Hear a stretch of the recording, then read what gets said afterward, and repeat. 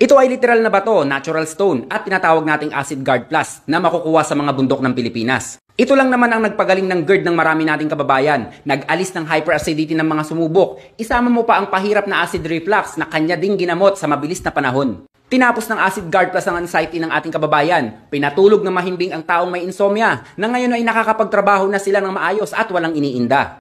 Ang 5 taong hirap makatayo dulot ng pananakit ng likod, 4 na araw lang binalik ang sigla ng katawan. Mga senior nating kababayan na may takot sa hagdan dahil hindi na makalakad sa hagdanan dulot ng pananakit ng tuhod ay ngayon ay nag-aakyat panaog na sa hagdanan. Basic na basic lang alisin ang pananakit ng kasukasuan at pwede na ulit sumabak sa Zumba. Psoriasis sa kamay at eksema sa balat, nalunasan din ito. Unti-unti na din nalinaw ang mga mata ng mga kababayan natin dahil sa pag-inom ng Acid Guard Plus. Katarata, nalusaw sa pagpatak ng tubig na acid guard sa mata. Hindi na din nagme-maintenance sa sakit sa puso ang isa nating kababayan at tinapon na din nila ang maintenance sa high blood at diabetes dahil sa tulong ng Acid Guard. Ang patunay sa lahat ng aking sinabi ay nakapost sa ating page, mga testimonya ng ating kababayan.